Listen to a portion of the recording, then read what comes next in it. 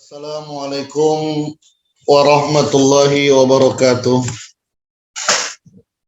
Bismillahirrahmanirrahim. Alhamdulillahi rabbil alamin. Wassalatu wassalamu ala sayyidina Muhammadin wa ala alihi wa sahbihi ajmain, amma ba'du. Ilahi anta maksudi wa ridhaka matlubi, atini mahabbataka wa ma'rifatak.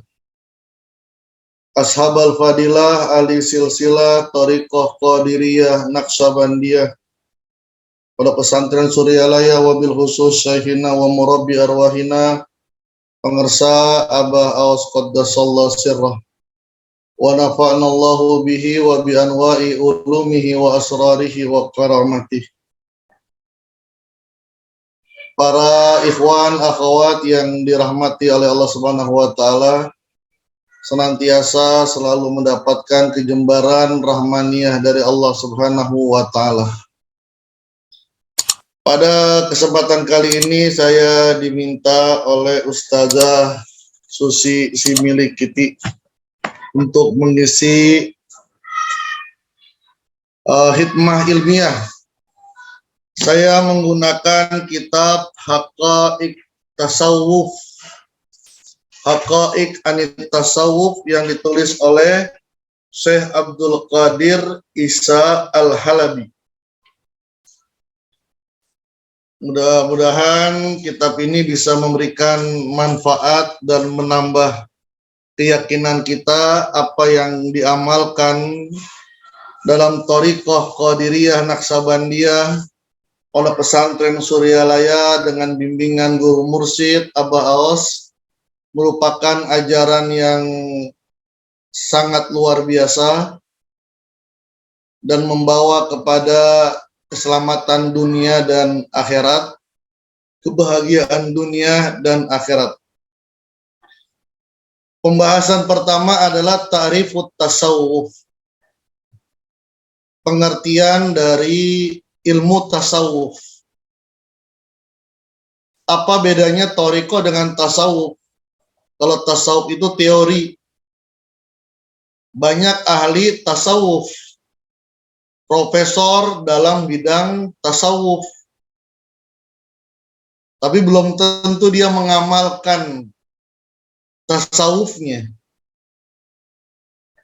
Maka orang yang sudah mempelajari tasawuf, dia harus berthariqah, karena thariqah itu adalah implementasi.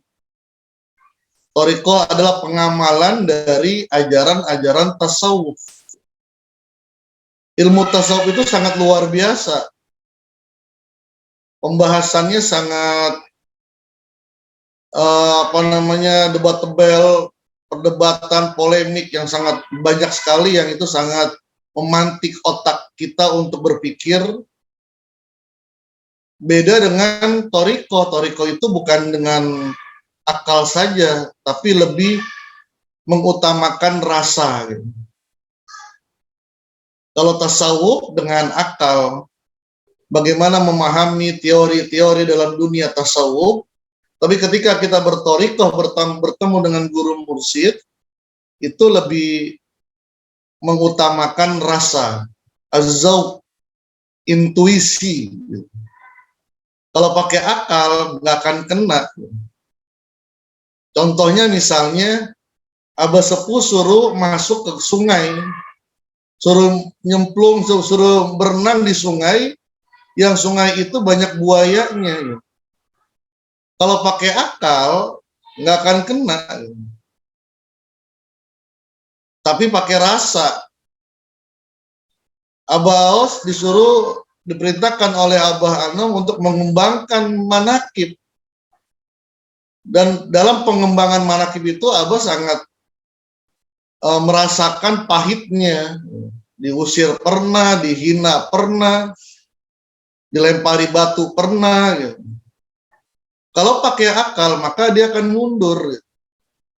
Tapi karena thariqah itu rasanya adalah keyakinan kepada sang guru, ya sudah diistiqomahkan, dan ternyata sekarang sudah terlihat buah-buahnya, as-samarat, daripada perjuangan dari guru mursyid. Manakib di mana-mana gitu. Bahkan ada online, ada yang pagi, ada yang malam, ada yang sore gitu. Alhamdulillah. Ada beberapa definisi tasawuf. Jadi tasawuf adalah teori, kalau thoriqoh itu adalah prakteknya. Prakteknya. Pertama saya mengutip perkataan Al-Imam Junaid Al-Baghdadi. Beliau muridnya Syekh Ma'ruf Al-Karhi. Beliau Junaid Al-Baghdadi gurunya As-Sirri As-Sakati. Dia adalah salah satu silsilah dalam thoriqoh Qadiriyah Naksabandiyah Pondok Pesantren Suryalaya. Hidupnya sekitar tahun 200-an. Kalau saya Ma'ruf Al-Karhi meninggal 200-an, kalau saya sekitar 200-an dah, saya Junaid Al-Baghdadi. Beliau mengatakan at-tasawuf istimalu kulli khuluqis sani wa tarku kulli khuluqid dani. Tasawuf adalah mengamalkan seluruh akhlak-akhlak yang mulia. Mengamalkan seluruh akhlak-akhlak yang mulia. Wa tarku kulli khuluqid dani, dan meninggalkan seluruh akhlak-akhlak yang buruk. Jadi tasawuf adalah melaksanakan akhlak yang mulia. Dikuatkan oleh Al-Syekh Mustafa Al-Madani. Kalau Imam Junaid wafatnya 297 Junaid Al-Baghdadi. Dikuatkan pada pendapatnya Syekh Junaid Al-Baghdadi, at-tasawuf kulluhu akhlak. Fama zada alaika bil akhlak, zada alaika bit tasawuf. Tasawuf itu semuanya akhlak. Belajar apa? Belajar akhlak. Akhlak itu adalah tasawuf. Tasawuf. Siapa orang yang akhlaknya bertambah, maka otomatis ilmu tasawufnya bertambah. Terakhir yang ketiga, at-tasawuf huwa ilmun yurafu bihi kaifiyatus suluki ila hadrati malikil muluk. Tasawuf adalah ilmu yang mengajarkan metode, cara perjalanan, metode untuk sampai kepada malikil muluk, Allah Subhanahu wa ta'ala. Wa tasfiyatul bawatin minar rozail, cara-cara untuk membersihkan batin kita, membersihkan hati kita yang ada di dalam. Ada orang di luarnya bagus, cantik, tapi di dalamnya buruk. Ada orang yang di luarnya biasa-biasa saja, tapi hatinya bagus. Yang bagus, luarnya bagus, dalamnya juga bagus. Inner beauty. Jadi kalau dalamnya sudah bagus, maka akan terlihat dari penampilan luarnya. Itu bagaimana caranya? Kan ini dalam diri kita, nggak bisa kita pakai sabun, disikatin, nggak bisa. Caranya bagaimana? Itu ada dalam ilmu tasawuf. Wa tahliyatuha bi anwa'il fadail. Kemudian setelah membersihkan rongga-rongga hati kita dari sifat-sifat yang buruk, kemudian dimasukkan dengan hal-hal yang utama, perbuatan-perbuatan yang mulia, sifat-sifat yang mulia. Bagaimana cara memasukkannya? Ini nggak bisa sembarangan, nggak kayak diminum-minum pakai mulut, dihirup dengan hidung, didengar dengan telinga. Tapi ada caranya. Itulah ada dalam dunia tasawuf. Kemudian pengamalannya ada dunia thariqah. Dalam dunia thariqah, Qadiriyah, Naksabandiyah, pesantren Suryalaya, caranya adalah dengan zikir jahar dan zikir khafi. Wa awwaluhu ilmun. Awalnya tasawuf itu adalah ilmu. Wa wasatuhu amalun. Pertengahannya adalah implementasi ilmu itu. Pengamalan ilmu itu.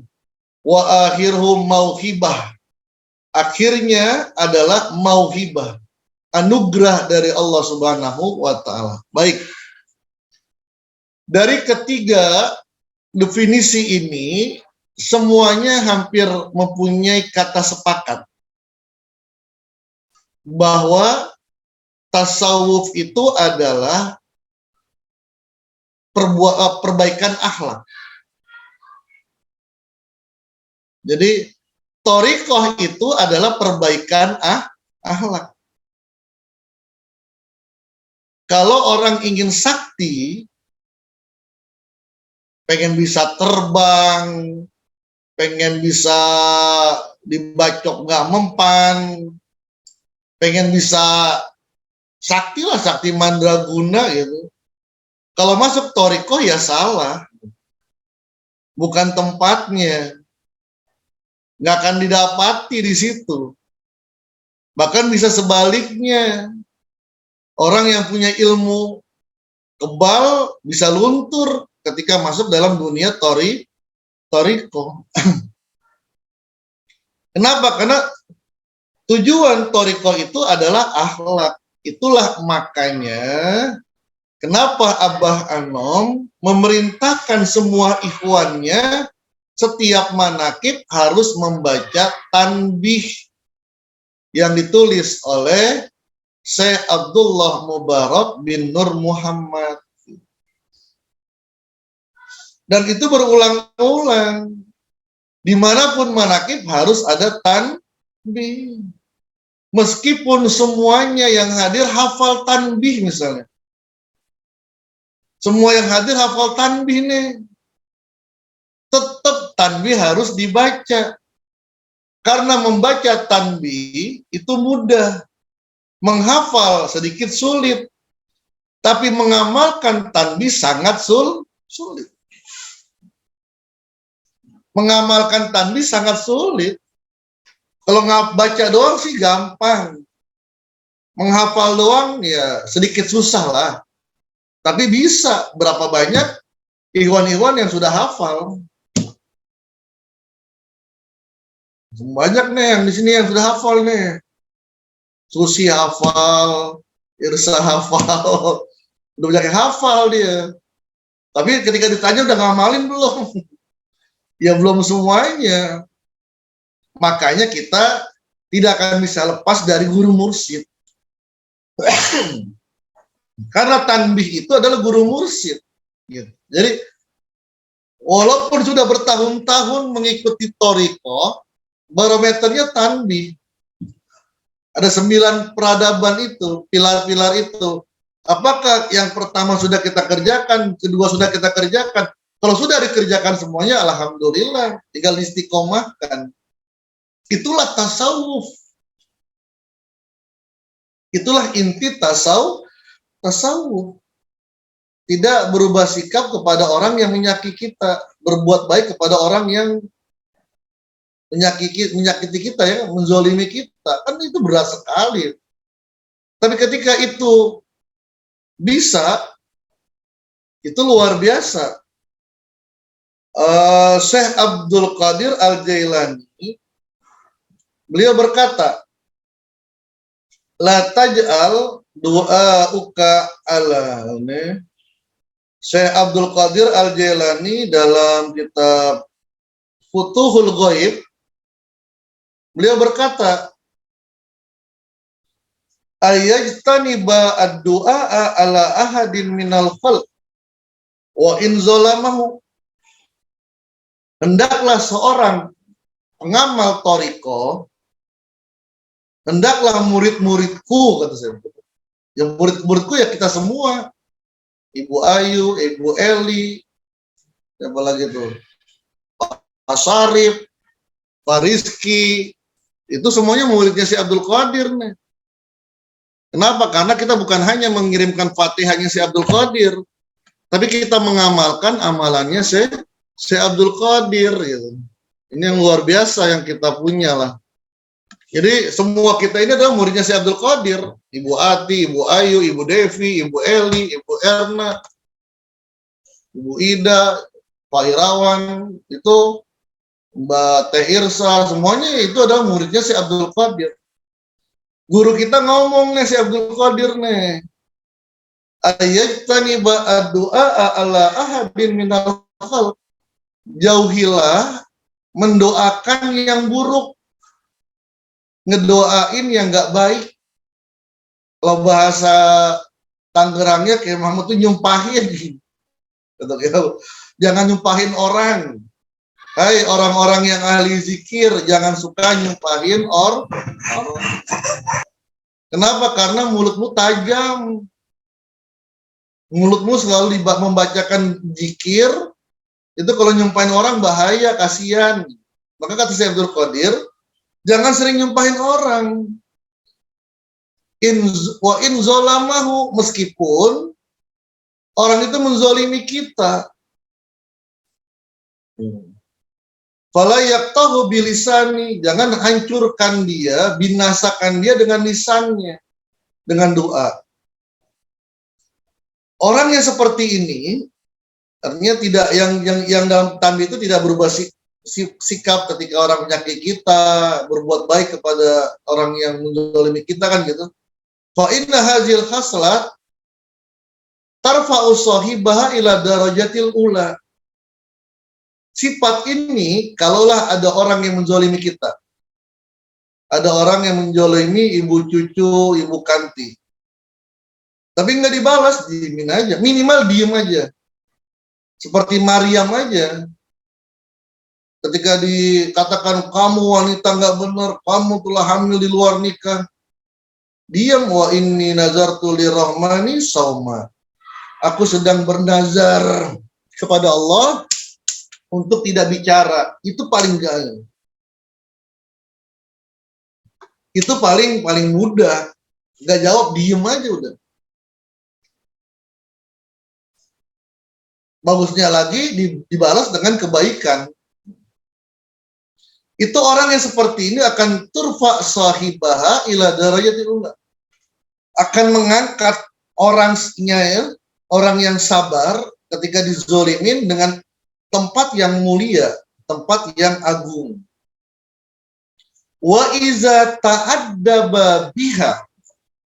Jika perbuatan ini sudah menjadi karakternya, sudah menjadi tabiatnya, sudah dilakukan terus-menerus, berulang-ulang, cuma dah nyakitin Ibu Mariati, misalnya gitu ya, percuma nyakitin siapa lagi saya sebutin nih, kalau nggak sebutin ntar pada kamu.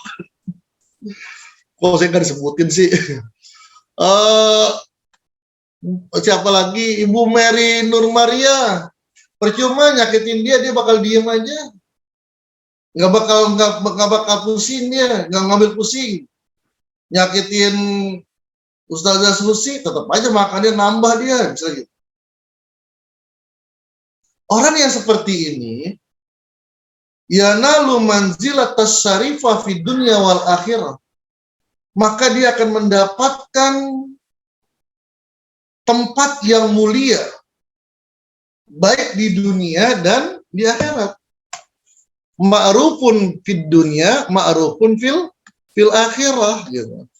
Terkenal di dunia, terkenal di akhirat. Kenapa? Sabarnya, gitu. Sabarnya, diemnya diapa-apain aja. Ini yang mudah-mudahan kita. Kalau kita kan masih demen deh, masih demen buka bab ngomongin orang. Habis barakib ngomongin orang. Yang mudah-mudahan kita dibisakan lah oleh Abah. Abah itu nggak suka seperti itu. Yang saya lihat itu al-maqurlah kayak soleh gitu. Kalau saya sedang curhat, membicarakan salah satu lah, ini si A, si B, kayak soleh senyum aja udah. Nggak komen dia. Kalau kita kan nimpalin, ya bener, dia begini-gini tambah panjang lagi. Yang ngajak ngomongnya 1-2 menit, kita malah 1 jam kita ngomong. Mudah-mudahan dibisahkan oleh Allah. Ini akhlak yang mulia, ini akhlak yang mulia. Wal mahabbah wa mawaddah fi qulubil khalq. Orang yang seperti ini, yang karakternya nggak suka menyakiti orang, nggak suka ngomongin orang, itu akan disukai oleh orang-orang. Orang-orang pada senang dengan Pak Muhammad Saleh, Ibu Mulyani, Mbak Deni, Mbak Neni, senang deh. Kenapa? Masya Allah. Kita jahat dibalas dengan kebaikan. Tanpa kita menyuruh mereka mencintai kita, itu sudah otomatis Allah akan menggerakkan mereka untuk mencintai. Tasawuf itu asal katanya. Dari mana asal kata dari kalimat tasawuf? Ada beberapa pendapat. Pertama mengatakan dari soft. Soft itu ya barisan. Kalau Bapak Ibu ke masjid itu kan ada apa namanya, ada tulisan soft. Itu barisan. Sufi ada yang mengatakan berasal dari soft. As-sofat. Kalau dalam Al-Qur'annya itu fa'ajmi'u kaidakum summatu soffa. Para malaikat datang sofan dalam keadaan berbaris. Ini kenapa dikatakan sufi itu dari makna soft? Itu karena sufi itu orang yang terdepan. Barisan terdepan di hadapan Allah Subhanahu wa Ta'ala. Ini dikatakan oleh Ibnu Manzur. Yang kedua, sufi itu ada yang mengatakan sofa'u. Sofa, bersih, jernih. Yang tadi dikatakan, hatinya itu bersih. Kamasali sofwanin alaihi turab fa asabaha wabilun fatarakahu solda. Seperti batu yang jernih, yang kalau ada di atasnya itu tanah, datang hujan aja hilang, itu bersih lagi. Sofwan itu bersih. Begitu pula seorang sufi, sofa itu orang yang hatinya bersih. Apa tandanya? Ya husnuzon. Husnuzon kepada manusia, husnuzon kepada guru, terutama utama nih husnuzon kepada guru mursyid. Banyak ikhwan mohon maaf, ada yang tidak datang ke Abah lagi. Nauzubillah, mudah-mudahan ditinggal. Ada yang pernah ngomong, kenapa nggak pernah ke Abah lagi? Saya 2 kali ke Abah tapi Abah diem aja gitu. Saya dicuekin. Hati-hati gitu. Abah itu selalu memperhatikan ikhwannya. Diemnya Abah adalah mendoakan. Yang bahkan nggak usah ngomong sama Abah, saat ketemu Abah itu sudah luar biasa. Saya mengilustrasikan seperti air di akuarium. Kalau kita duduk dengan Abah itu seperti filter udah. Air yang dari Abah masuk ke tubuh kita, ngebersihin tuh terus ya. Akuarium filternya itu jalan, maka akan terjaga bersihnya. Walaupun tidak akan bersih-bersih juga, tetap aja. Tapi sedikit menjaga kebersihan. Begitu pula ketika kita bersama dengan guru agung. Ada yang mengatakan sufi itu wall. Ini bukan wall sekarang, wall dulu itu. Kulit kambing yang dikeringkan, dipakai, itu kesederhanaan kaum sufi itu. Yang kalau keringetan panas itu baunya kurang enak. Bukan wall sekarang yang mahal harganya jutaan, bukan. Maksudnya pada saat itu Ada ciri-ciri khusus kaum sufi. Apa? Pakaiannya sederhana. Meninggalkan dunia. Tapi terjadi pembaharuan. Termasuk Ibnul Qayyim Al-Jauzi itu menolak orang-orang yang belajar thariqah, belajar sufi, tapi meninggalkan dunianya. Itulah yang diamalkan oleh Tuan Syekh. Tuan Syekh itu pakaiannya pakaian mahal. Rumahnya, madrasahnya besar. Tapi tetap saja hatinya bersama dengan Allah. Begitu pula guru mursyid kita. Abah Awas itu kan ya, kita lihatlah bagaimana penampilannya. Nauzubillah, bukan beliau tidak hubud dunia, tapi ya dunia yang sudah mengikuti beliau. Ini mencerminkan thariqah itu harus bukan miskin, enggak. Oke, yang keempat, sufah, ahli sufah. Ahli sufah itu orang-orang yang tinggal di depan rumahnya Rasulullah itu.